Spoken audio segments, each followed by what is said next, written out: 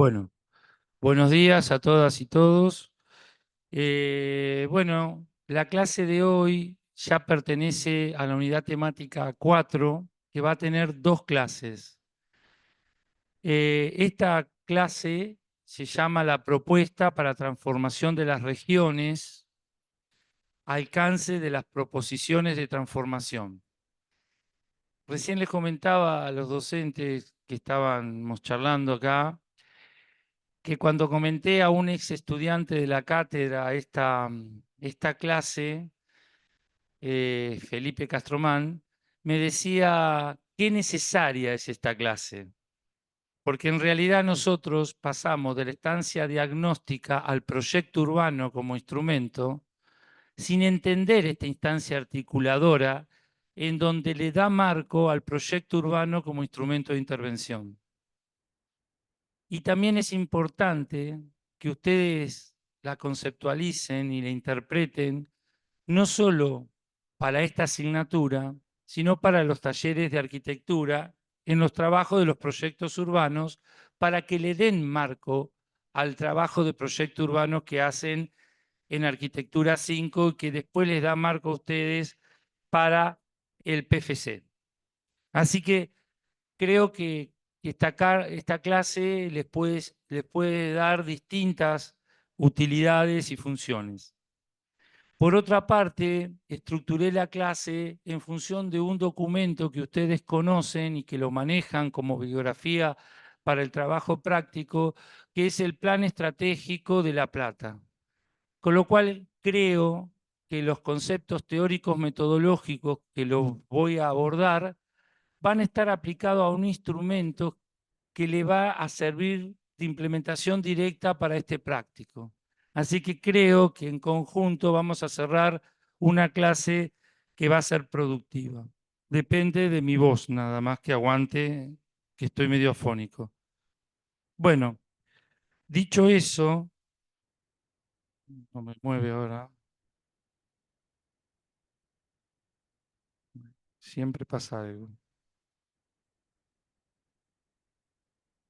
No sé cómo hacer para mover ahora. Clic, pero no tengo... Ahí está. La clase está estructurada en 3 puntos, en realidad son 2. Es en una clase no es muy larga, pero sí rica en contenidos. La intervención territorial, por un lado, y vamos a ver esa instancia de articulación entre diagnóstico y propuesta territorial, y vamos a desarrollar los instrumentos de los cuales se sirven para hacer esas articulaciones.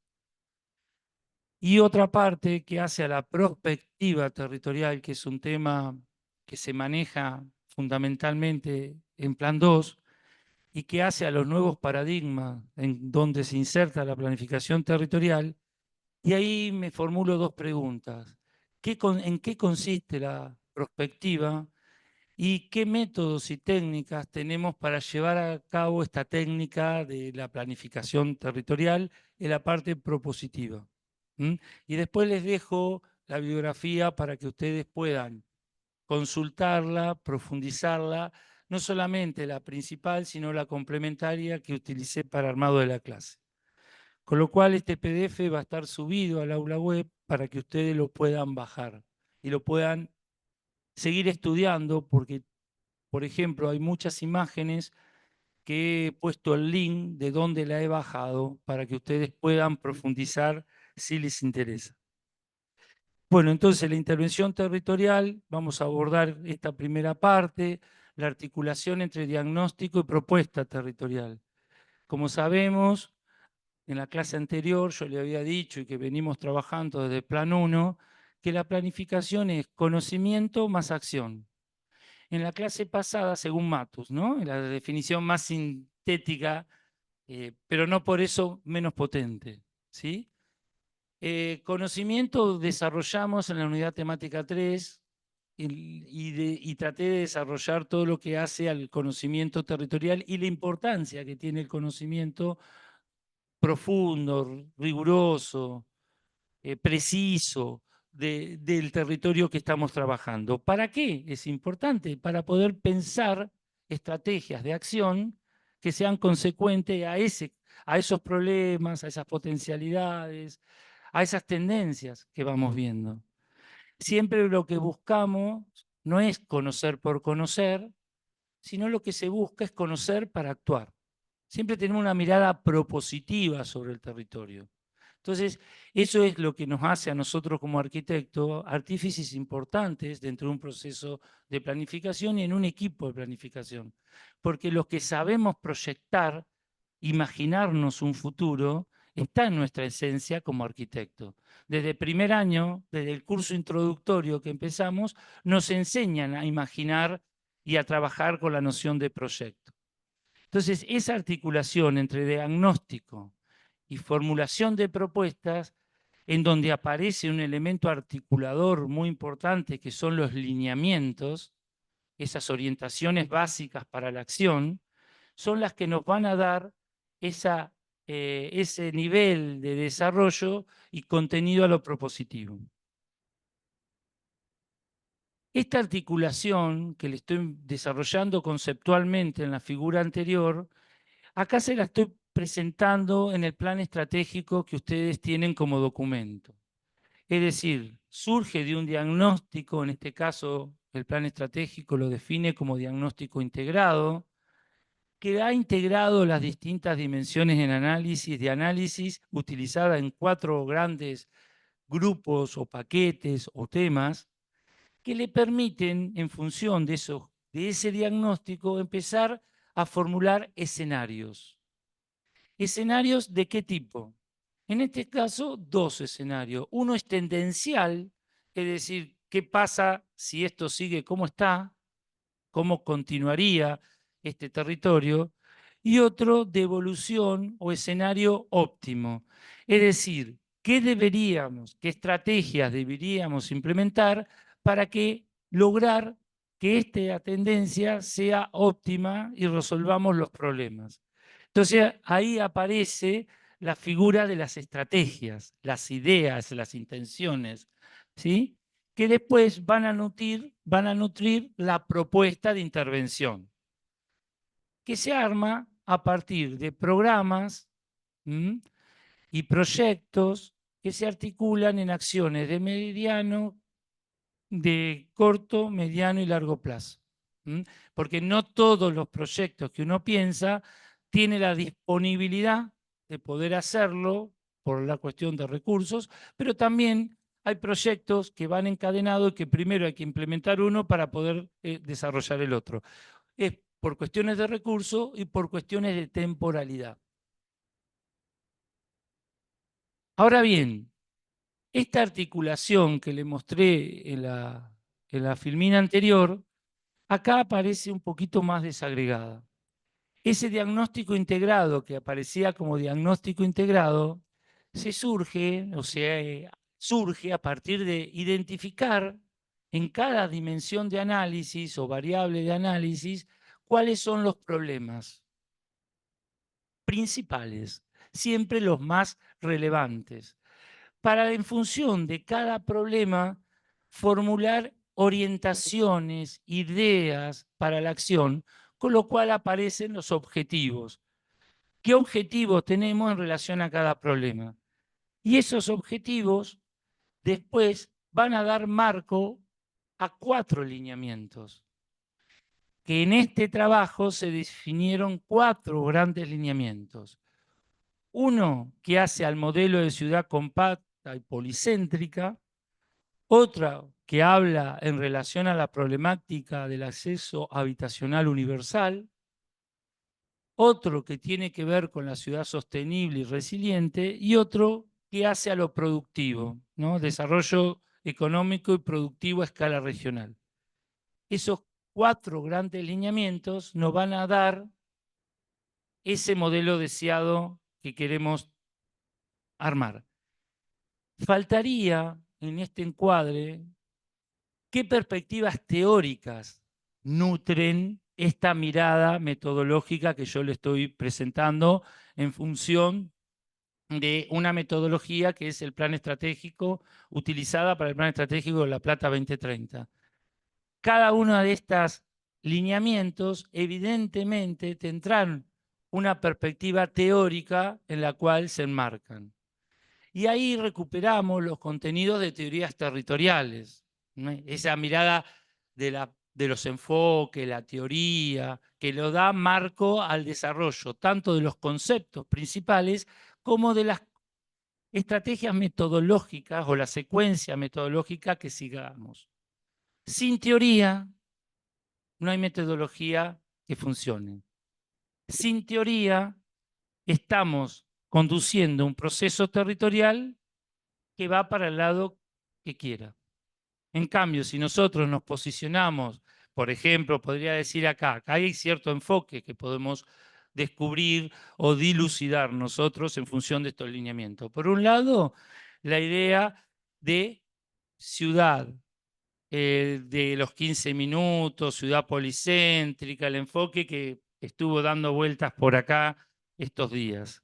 Por el otro, podríamos hablar la idea, la teoría de la ciudad inclusiva, ¿no? Por todo el acceso justo al hábitat, toda esa perspectiva de análisis. Por el otro lado, podríamos hablar, bueno, la ciudad sostenible y la ciudad resiliente, que es todo un enfoque también que, sobre todo el de ciudad resiliente, más reciente.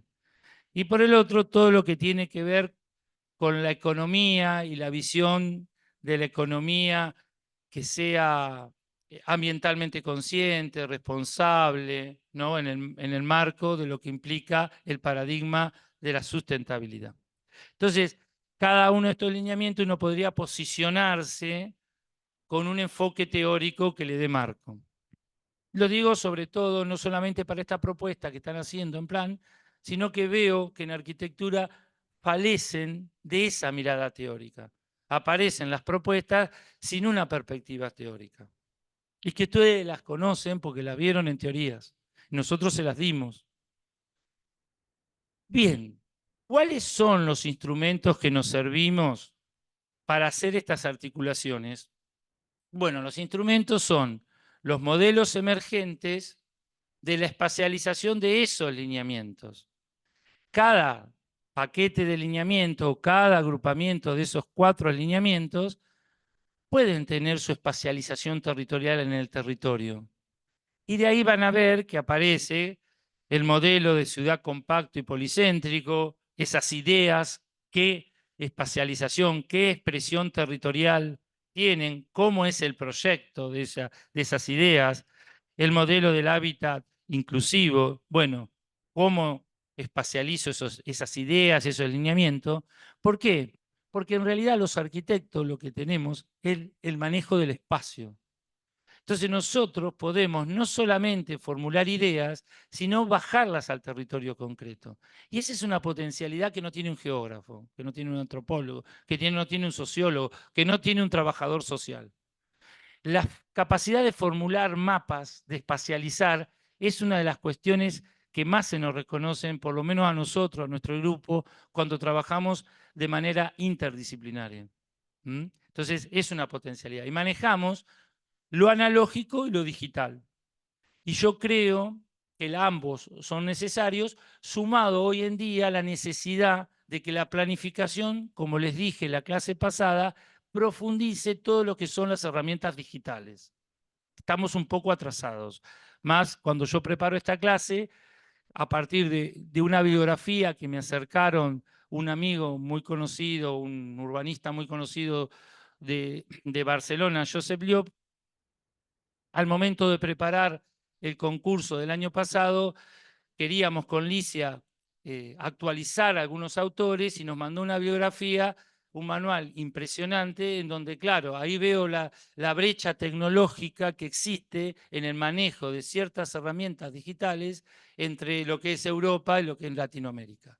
Pero bueno, eso creo que es algo que nosotros debemos trabajar y que en esta cátedra debemos incentivarlos a trabajar, porque como les decía la clase pasada, ustedes tienen muy en claro lo digital, los render en arquitectura, pero en esta asignatura también es un campo fértil de desarrollo profesional, que muchos pueden encontrar trabajo a partir de utilizar las herramientas digitales.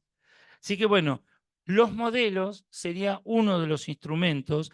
En este caso, cada alineamiento va teniendo su modelo, pero surge el modelo integrado. El modelo integrado es aquel que junta lo principal de cada uno de los lineamientos. Y este modelo integrado empieza a ser como un primer esbozo de modelo deseado. Hacia dónde pensamos que debe ir la transformación de ese territorio. Bueno, yo acá les puse el modelo integrado del plan estratégico.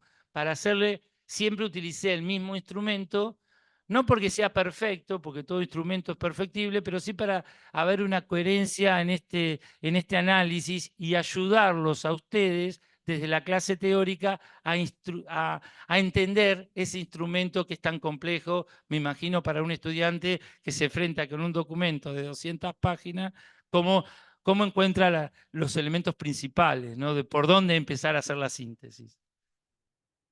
Me puse en el lugar de ustedes para armar la clase, eso digo, si me tocará a mí, me dirán este documento. ¿Cuáles son los instrumentos entonces de la fase propositiva? Porque acá en esta filmina del plan le muestra todos los instrumentos, de la etapa del conocimiento y de la etapa de la acción. Los dos primeros serían los que manejamos en la clase anterior, o deberían enmarcarse en lo que di en la clase anterior, y los dos segundos tienen que ver con esta clase, que es el escenario ideal, que aquel escenario ideal es el más completo, el más, el más, eh, el más, ¿cómo podría decir? El más completo, el más difícil de alcanzar, quizás, y dentro de ese escenario ideal se formula el escenario posible. Uno que entendemos que en función de los recursos, del contexto, del tiempo que tenemos, de la gestión, entendemos que es el que podría llevarse a cabo. Ahora bien, dentro de estos instrumentos que son integradores, que abarcan todo el territorio, aparece otro que tiene que ver con el plan de sector. Nosotros damos un gráfico en donde está la planificación estratégica, ¿no? Con las disciplinas, yo lo he dado, en donde están los instrumentos de cada escala. El plan de sector es un instrumento que nos permite, sobre estas grandes ideas, sobre este gran marco que tenemos sobre el territorio, gran proyecto para el territorio, recortar ese territorio a un sector concreto y poder profundizarlo. Cuando uno puede recortar, profundizar, gana en precisión, ¿no? Que es lo que decimos.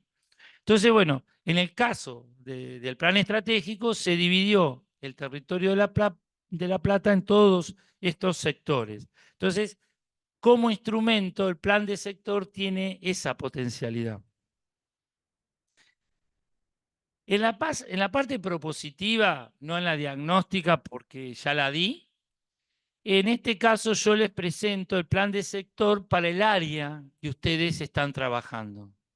En este sentido les presento el primer modelo que tiene que ver con el escenario actual, que sería la síntesis del diagnóstico, ¿sí? En el segundo, el escenario tendencial, que sería un modelo que también sale del diagnóstico. ¿Qué pasa? ¿Cuáles son las tendencias? ¿Qué pasa si no intervengo? Y empiezan a aparecer estos dos escenarios, ¿no? El escenario ideal, que decíamos en la filmina anterior, cuando les presenté lo metodológico del plan, y el escenario Meta 2030, que sería el posible, que les conté en la filmina anterior.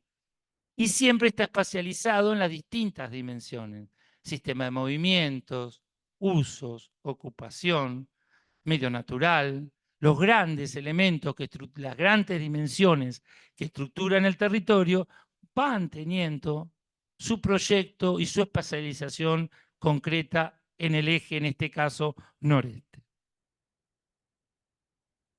Ahora bien, los lineamientos, como vimos en una de las filminas, dan marco a la definición de programas y proyectos que forman parte de la propuesta de intervención territorial.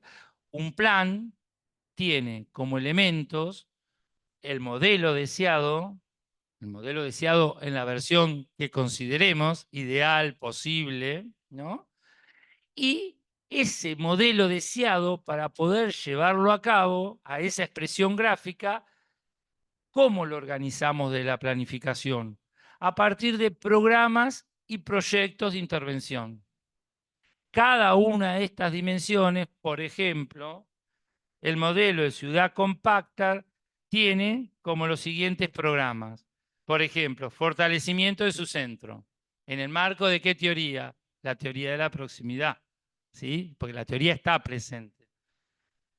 Preservar el patrimonio, hay un programa vinculado al patrimonio, otro programa vinculado al completamiento de los vacíos que van quedando en ese crecimiento por patchwork que se va dando, que tiene una lógica económica también, pero no es la idea desarrollar.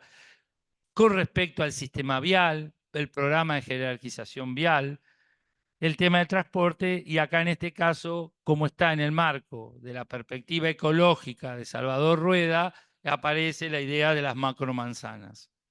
Ven cómo están los enfoques implícitos en los programas. Ahora bien, acá en esta filmina lo que hice es desagregar un poco más. Para el sector norte le separé por dimensión, por lineamiento, estos programas que estaban en la filmina, cómo se complementan con proyectos y subproyectos. Entonces, tienen toda la secuencia de cómo se piensa que ese modelo deseado se lleve a la práctica implementando estos programas y proyectos. Le estás dando a la gestión municipal una herramienta para ir viendo cómo, qué programa implementa primero, qué proyecto, y también le estás dando al municipio una herramienta para gestionar recursos. ¿Mm? Porque cuando vos vas a pedir financiamiento, si sos un municipio, a nación o provincia, te van a decir, presentanos un proyecto.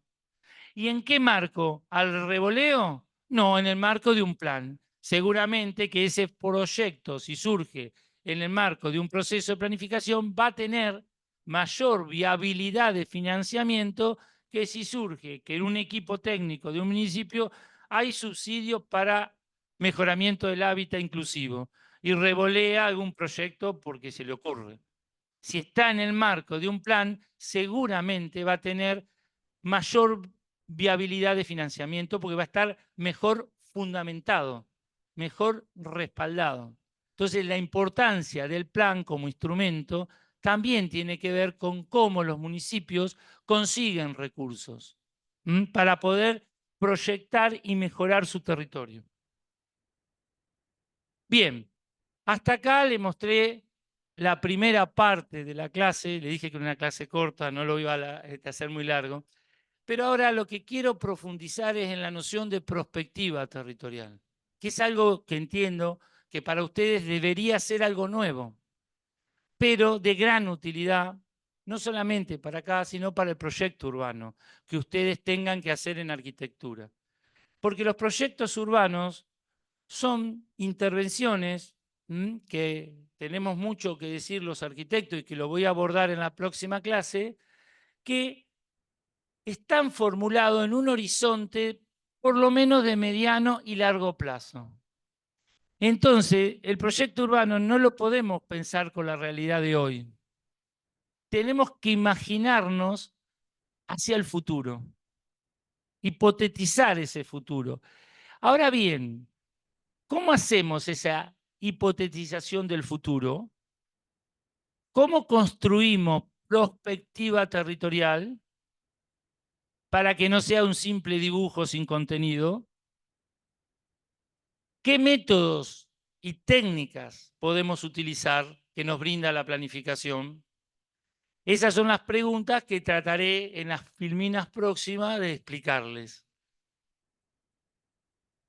En principio, Fernández Güell, uno de los referentes de la prospectiva allá por los 90 y de la planificación territorial, que recurría a él para desarrollar el concepto en función de uno de los autores que tenemos, que es Gómez Delgado en la bibliografía,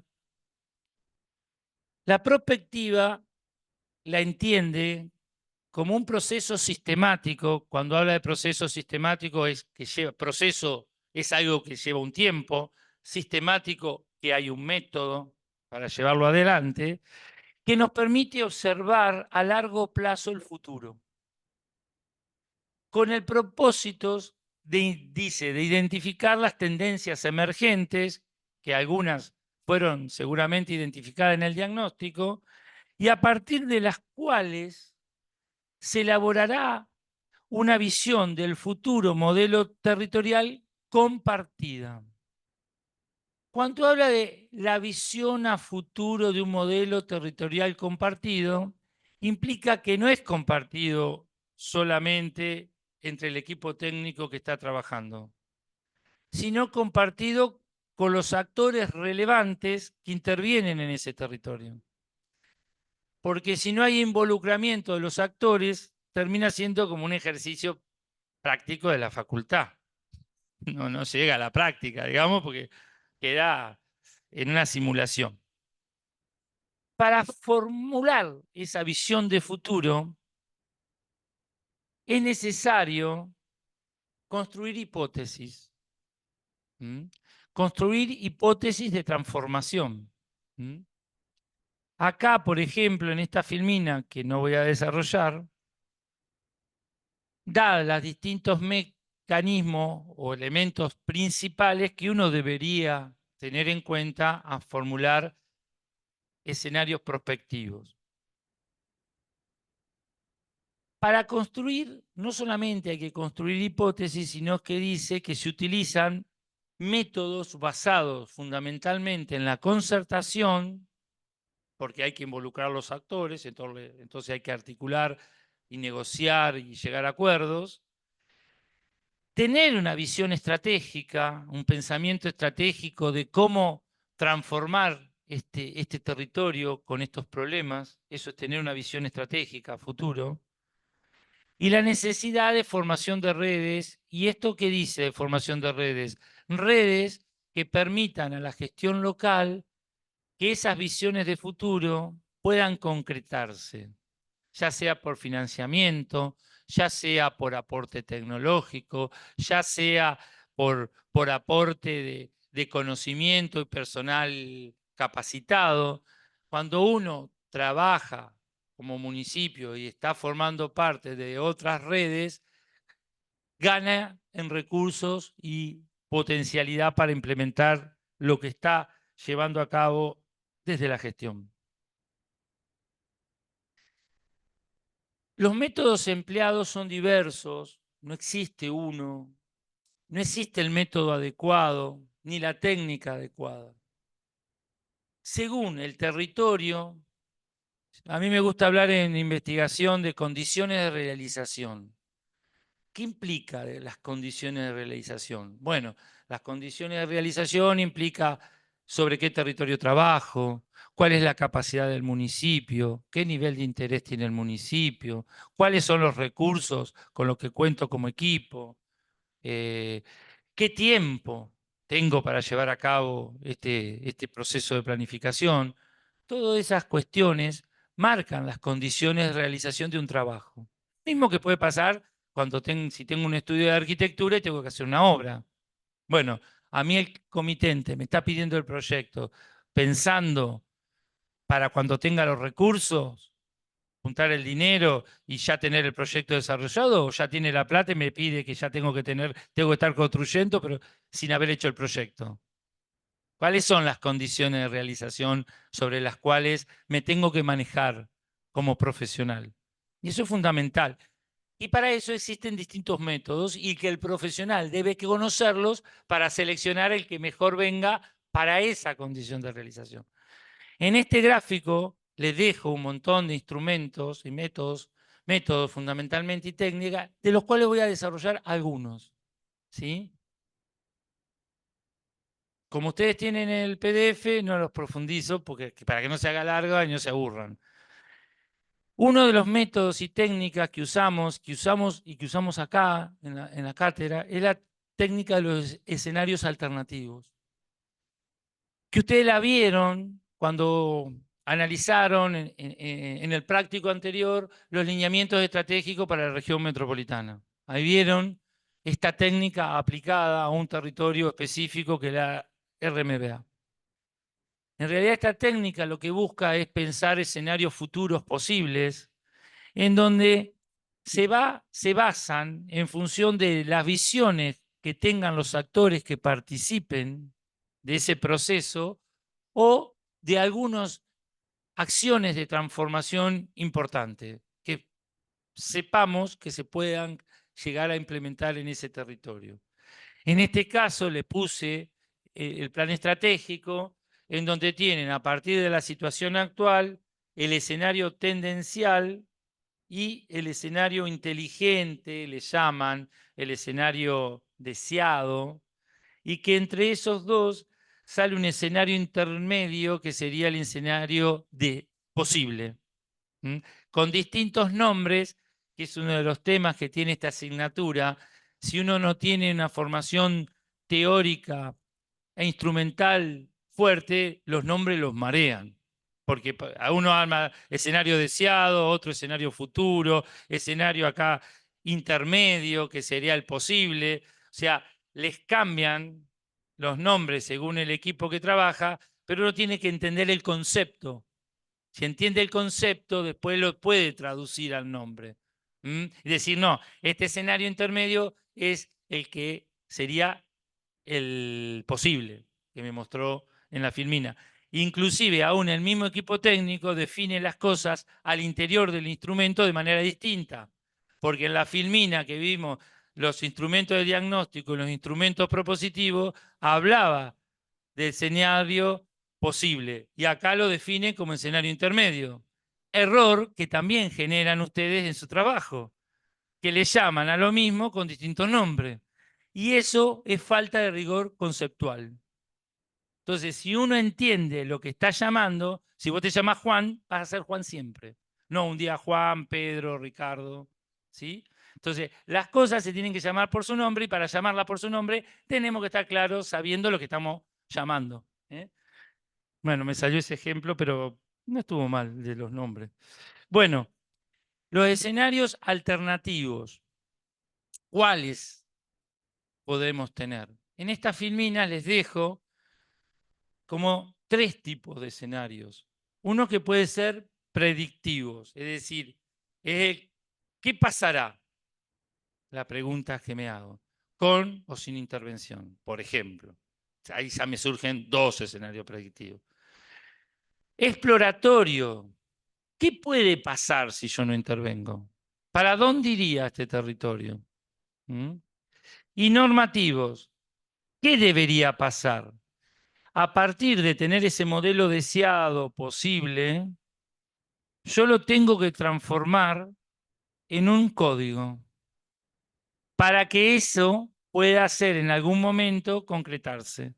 Porque tampoco se concreta simplemente por la voluntad de juntarnos y llegar a tener ese modelo, programas y proyectos. También tiene que haber un código que lo implemente y que norme tanto el accionar del privado como del sector público, que genere derechos, responsabilidades y obligaciones entre las partes. Si no, muy lindo el proceso, muy concertado todo, pero si no se transforma en una norma, no sirve para nada. ¿Qué es lo que pasó con este plan estratégico? Que de hecho ahora parecería que van a armar un nuevo plan para la ciudad de La Plata, en el marco de revisar el código actual. Código actual que está hecho sin un plan, ¿sí? A merced de las presiones inmobiliarias. Siempre el código surge como expresión de un plan. La fase 2 es un plan y la fase 3, formulación del código en los trabajos profesionales vinculados al ordenamiento del territorio. Entonces, bueno, los normativos también son escenarios que hay que formularlos. Otra de las técnicas de las cuales habla Gómez Delgado es la técnica del multicriterio. Esta técnica del multicriterio surge a partir de qué? De utilización de programas informáticos, que en este caso son los sistemas de información geográfico, en donde, en este caso, le di la capacidad de acogida urbana, o sea, la capacidad de crecimiento que tenía, en este caso, el municipio de Murcia, en función a la expansión urbana. ¿Cuánta gente podía absorber con la norma actual el municipio y con las áreas de crecimientos que estaban planificadas en el plan? Todo eso te permite simular y calcular distintas formas y áreas de crecimientos o distintas densidades a proponer según lo ocupado, lo vacío. Todo eso se trabaja con programas de simulación y de multicriterio porque se cruzan distintas variables que formulan distintas expresiones o modelos espaciales. Yo se lo explico lo más sintético que puedo. No soy experto en estos temas.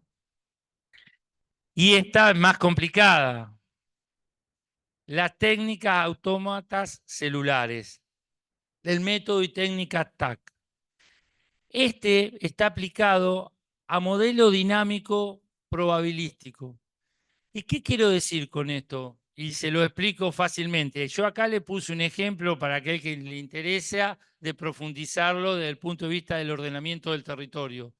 Pero no tiene más, se asocia directamente con esto de lo que usamos diariamente, que es si yo quiero ir de acá, no sé, a Los Hornos, y pongo en el map, o no en esos programas que usan, no es el map, pero hay otros que te marca, estás atascado, debías por acá, es que en simultáneo, de acuerdo a las decisiones individuales que cada persona va tomando en el territorio, en este caso en relación a la movilidad, te va armando escenario de simulación por donde moverte. Esto es lo que permite este método y esta técnica. Es en el momento, pero que también se puede trabajar de la misma manera para lo prospectivo. Es un método que se utiliza. Hoy lo usamos nosotros sin saber que se llama técnica autómata celulares, pero no, la usamos cuando rojo, desvíe, vaya, gire, está atascado. Bueno, es eso. Es en el momento. Todo eso son programas algorítmicos que se utilizan para poder manejarse en tiempo real en relación a determinados aspectos de la vida cotidiana. Esta es otra que habla González, que habla sobre los modelos basados en agente. Y está muy asociada con la anterior, esta, porque tiene que ver cómo se hace el comportamiento humano en el territorio. O sea, desde otra manera que permite, como dice acá, a los investigadores estudiar fenómenos emergentes y probar varios escenarios en un entorno virtual. Este, por ejemplo, yo se lo he dado a ustedes, o no sé si acá o en qué nivel, cuando hablo de Laura Espinadel.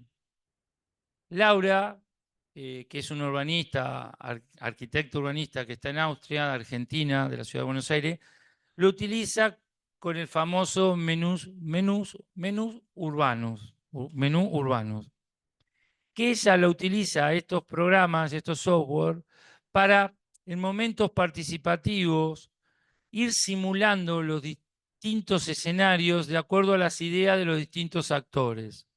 Por ejemplo, si un actor dice, no, en este territorio para generar crecimiento hay que aumentar la densidad, bueno, ¿cómo sería este barrio si le aumentamos la densidad? Otro dice, no, hay que mantener la ciudad como está, pero hay que crecer el otro lado. Bueno, esos debates que se dan de manera abstracta, sin visualización, ella lo que logra es que en un proceso participativo, en el momento, les muestra a la gente los distintos escenarios de las propuestas que hacen.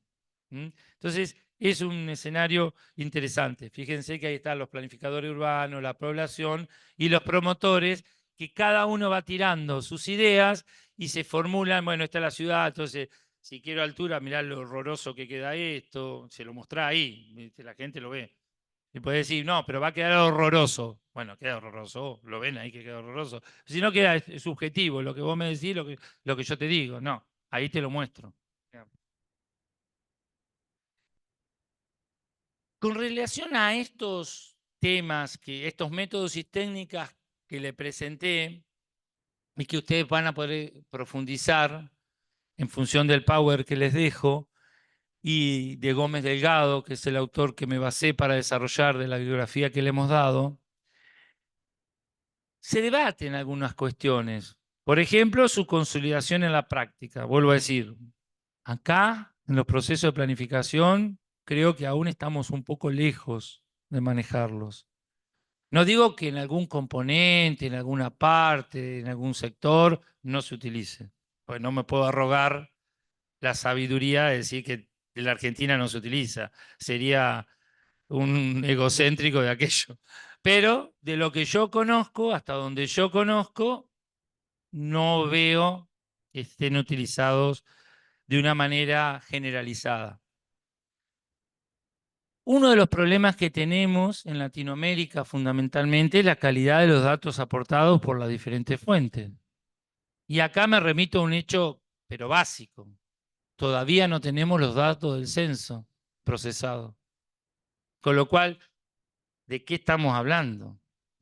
A nosotros que trabajamos en los planes urbanos territoriales, nos cuesta horrores predecir qué número, cuánta gente vive, qué característica tiene en cada sector del territorio, porque tenemos recién los globales de partidos, ni aún distribuidos por las localidades de la ciudad cabecera. Así estamos trabajando. Entonces, es un temita. Y lo otro, la brecha digital que existe entre los países centrales y los países que estamos, ya no sé, según autores se habla de emergentes, porque ya no se habla más de subdesarrollados, depende de la perspectiva que utilicen, los países que no estamos, que no pertenecemos al primer mundo, por lo pronto. En algún lugar estamos, pero no sabemos dónde.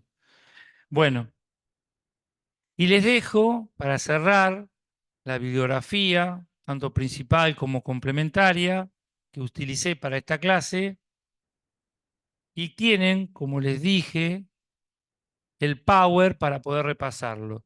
Y les dejé acá formuladas algunas preguntas para que ustedes puedan reexaminar la clase y que puedan, si dar respuesta a estas preguntas, tener preparado este punto del programa para el final. Respondiendo estas preguntas, si tienen solvencia, tienen una parte de la unidad temática estudiada. Y creo que nada más y muchas gracias por aguantarme.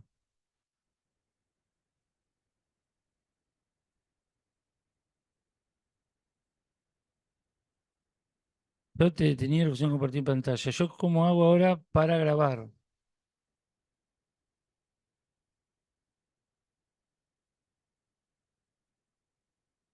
De tener